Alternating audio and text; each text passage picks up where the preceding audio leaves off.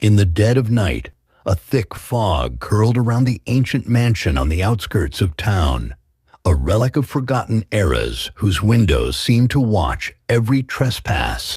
Daniel, burdened by vague memories and a yearning for answers, had inherited this imposing structure from a relative he barely remembered. The whispered rumors of secrets locked within its walls drew him in like a moth to a flame. Every step along the creaking corridors set his pulse racing. Faded portraits lined the hallways, their subjects' eyes following him with a quiet sorrow.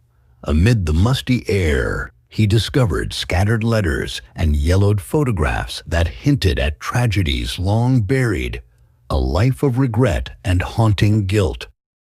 One cryptic note, scribbled in shaky handwriting, warned, "You cannot escape the house that knows."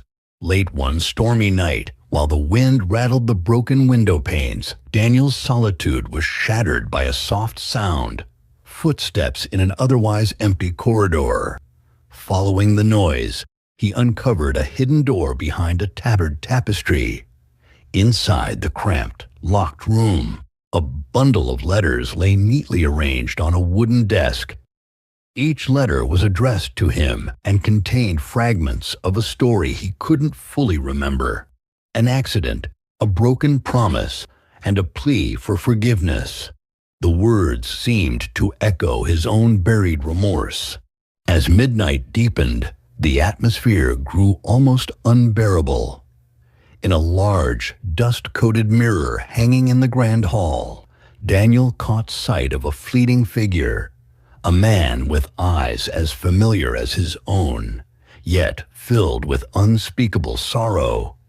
Every time Daniel turned around, the mysterious figure vanished into the shadows, leaving behind only the cold breath of despair. Compelled by a mixture of terror and desperate curiosity, Daniel finally confronted the apparition in the silent vastness of the mansion's main hall. In the flickering light of a lone candle, the figure stepped forward and extended a trembling hand. A chill ran down Daniel's spine as the figure whispered, "You must remember," before dissolving into the darkness. Stumbling back into the secret room, Daniel's mind began piecing together the fragments of letters and memories, the guilt that haunted him, the warnings that had followed him through every corridor. They were not the burden of a stranger, but his own. A forgotten night resurfaced, a car accident, a vow never to return, a promise made in the final moments of life. In that shattering instant, the horrifying truth became clear. Daniel had been dead all along, his restless spirit bound to the mansion by unresolved remorse.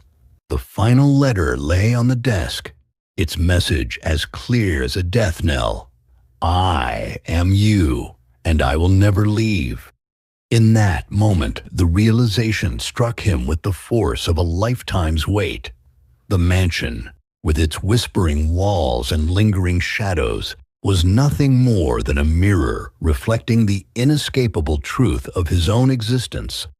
And so, as the silence reclaimed the hall, Daniel's ghost embraced his fate, destined to wander the house that had known him best, forever trapped in a loop of regret and sorrow.